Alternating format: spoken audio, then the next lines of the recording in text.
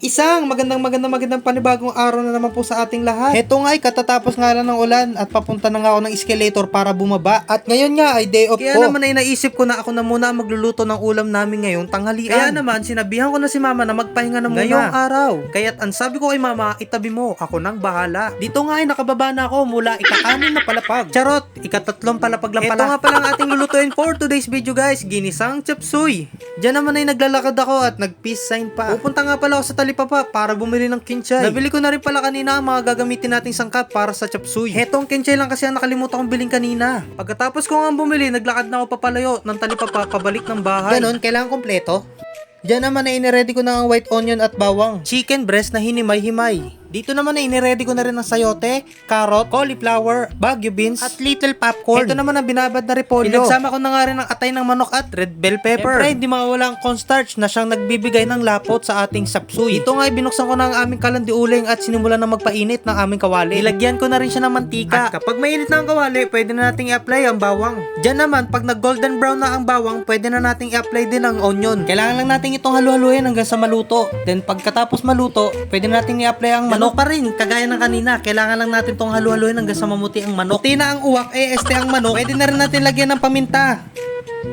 Lagyan na rin natin ng patis. Pwede na rin natin lagyan ng 2 kutsaritang asukal. Pagkatapos natin lagyan ng mga panimpla, pwede na rin natin ito isang kutsa. Nga pala guys, sa mga hindi nakakalam kung ano ibig sabihin ng isang kutsa, kailangan lang natin patuyuin ang sarsa ng karne ng manok. If I'm wrong, pwede nyo akong i-correct and comment down below guys. Dito naman sa part na to guys, nilagay ko na nga lahat ng gulay natin. At pagkatapos ko naman inilagay ko na nga rin ng Nor chicken. Pwede na nga rin natin isabay ang oyster sauce guys. Kahit isang sachet lang, pwede na yun.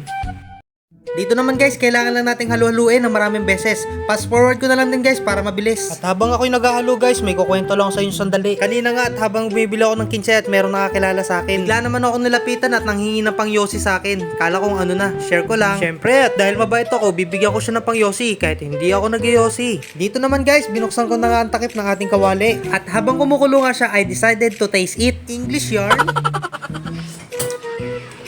Ang sarap mga kaputrip. Diyan naman guys, sunod ko nang inilagay ang repolyo. Sinunod ko na rin ang atay ng elepante, este ng manok. Pagkatapos natin ilagay ang repolyo at ang atay, halu-haluin naman natin ito. Dito naman guys, nilagyan ko lang din siya ng toyo. Parang ang asawa ko, ang lakas ng toyo. Dito naman ay nagdagdag lang tayo ng kaunting cornstarch. Medyo malabnaw pa kasi ang kanyang sarsa. Halu-haluin lang natin. Dito naman ay pwede na natin ilagay ang kinchay. Pwede rin celery guys. Depende na rin sa inyo kung anong gusto nyo gamitin sa dalawa. Diyan naman sa part na yan, kailangan lang nating halu-haluin guys para hindi mamuo ang cornstarch na ating nilagay. At heto na nga, tapos na ang ating niluluto. Kaya tara, samahan nyo ako at tikman ng ating niluto. Titikman natin guys, kung yung luto ko. Kung masarap pa. First bite. Kain.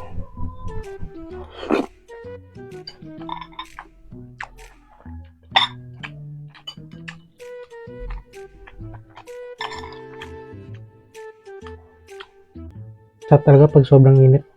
Oh, umuusok pa guys.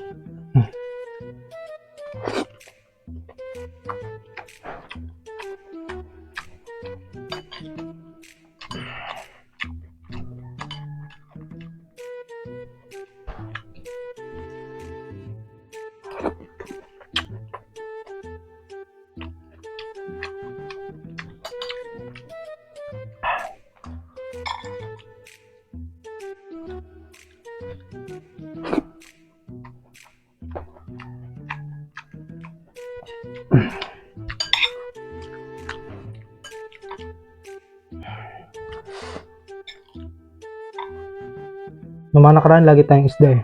Ito, chapsuy naman tayo. Puro gulay.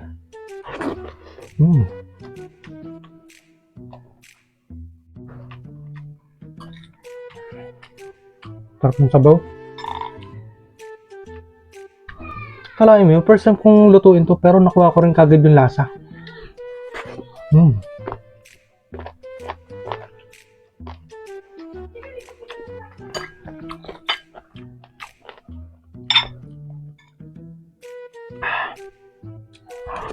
Mm-hmm.